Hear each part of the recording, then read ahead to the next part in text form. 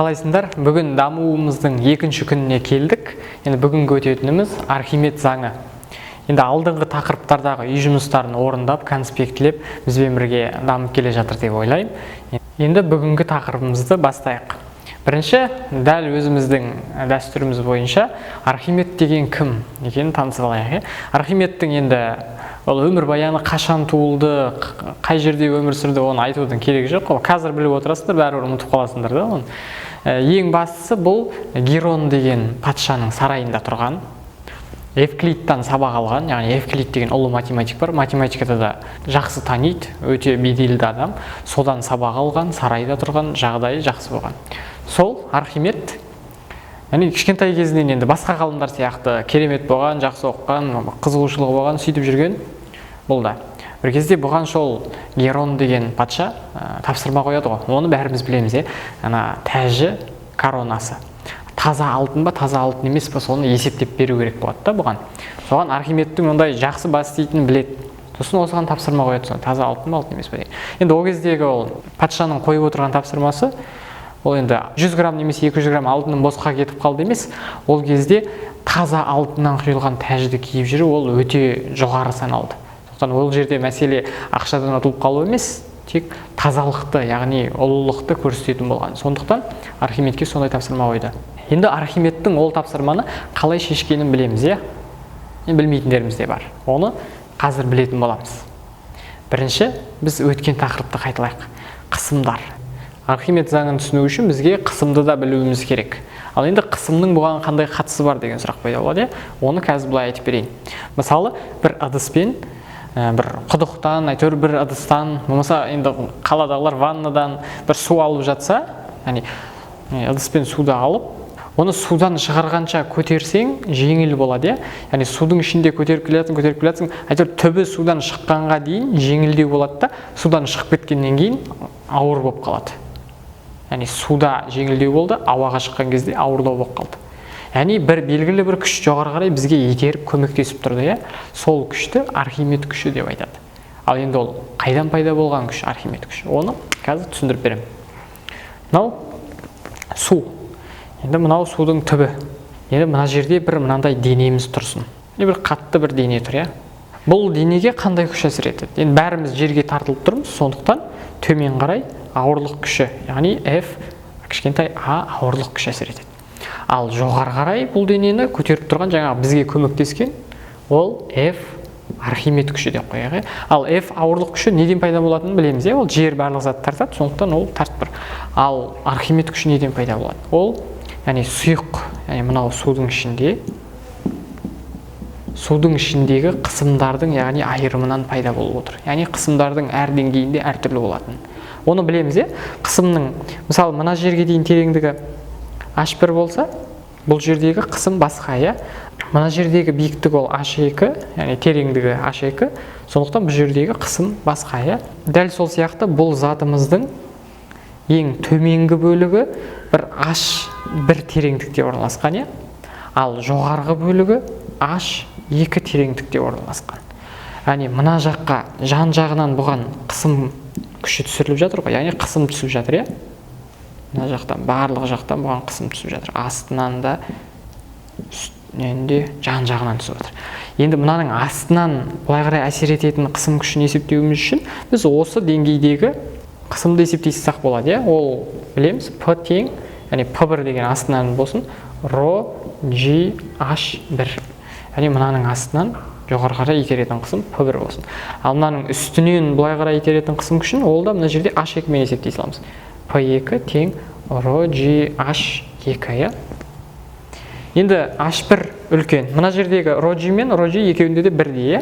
Тек H1 мен H2 болғандығының айырмашылығы ғана болып тұр. Мына жерде H1 енді үлкен ғой. Сондықтан сәйкесінше P1 де үлкен болады. Яғни мына астындағы қысым үстіне қарағанда көп. Сонда астындағы бірлік ауданға түсетін күш үстіне қарағанда көп. Яғни мына жақтан бір әлсіз адам итеріп жатыр, мына жақтан бір качок итеріп жатыр. Қалай қарай көмектеседі сонда? Жоғары қарай итерілетін қортқы күш көп болады. Жалпы негізі қозғалыс солай болу керек еді. Бірақ ол олай емес. Өйткені мына жақта бұған төмен қарай басқанға ауырлық күші көмектесіп тұр. Яғни ауырлық күші мен жаңағы әлсіз адам екеуі бірлесіп Архимедке қарсы шығып жатыр, Архимед күшіне. Егер мына Архимед күші көп болып кетсе, мына екеуін де жеңіп тастаса, онда бұл бөлшекті судың бетіне шығарып тастайды да, ол көтеріп. Ал егер мына екеуі күшті болып кетсе, онда судың түбіне түсіріп тастайды, басып. Ал екеуі теңесіп қалып, енді бір-бірін аламай жатса, онда ортада тұра береді. Яғни қай жерге қойып қоясың, сол жерде жүзіп жүре береді. Не түбіне кетіп қалмайды, не жоғарыдан кетіп қалмайды. Екеуі бір-бірімен қарсыласып тұра береді. Енді біз білетін FA, яғни ауырлық күшіміз, ол қандай формуламен есептелетінін білеміз, mg, яғни дененің массасы және еркін түсу үдеуі. Екеуін көбейте салсақ, қанша ауырлық күшпен жерге тартылып тұрғанын есептей аламыз.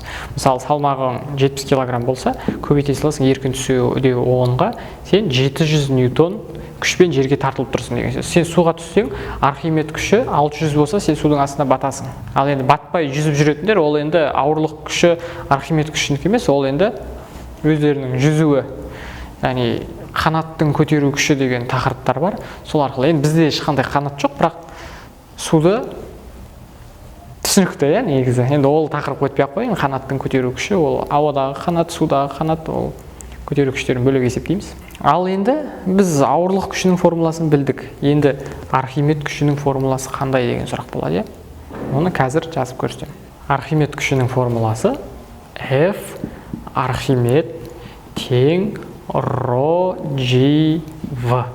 Яғни ρ деген тығыздық, g деген еркін түсу үдеуі, v деген көлем. Ал енді нақтырақ болса, ρ деген сұйықтың тығыздығы, яғни қандай сұйықтыққа түсірілді, сол сұйықтың тығыздығы.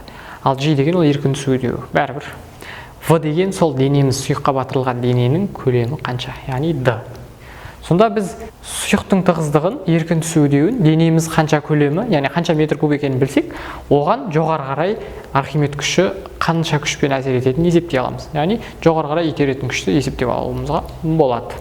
Ал ауырлық күшін жаңағы білетіндей mg мен есептеп аламыз. Енді екеуінің бір-біріне тең, болмаса анау үлкен, болмаса мынау үлкендігіне байланысты дене батады, батпайды, соны ажыратып аламыз.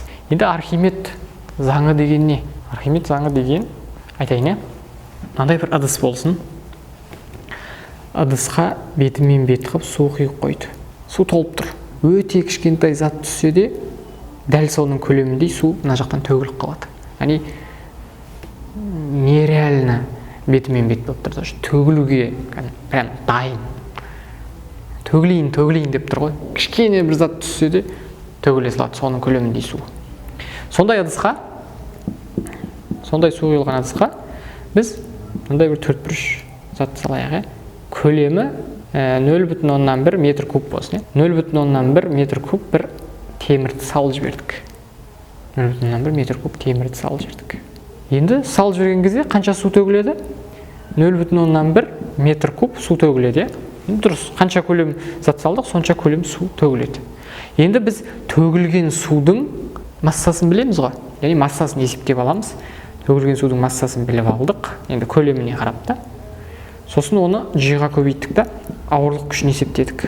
Яғни төгіліп қалған су қанша ньютон күшпен жерге тартылып тұрғандығын есептеп алдық. Сөйтсек, бір мысал ретінде айтайын. Мысалы, 300 ньютонмен тартылып тұр екен. Яғни төгіліп қалған суымыз 300 ньютонмен жерге тартылып тұрсын. Ал мына затымыздың массасы 40 килограмм болсын. Массасы 40 килограмм болсын.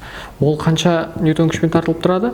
Ол 40 килограмм көбейтілген g, ол 400 ньютон күшпен тартылып тұрады екен. Мына затымыздың жерге тартылу күші 400 ньютон болып тұр. Ал сол затты салғаннан төгіліп қалған судың жерге тартылу күші 300 ньютон болып тұр.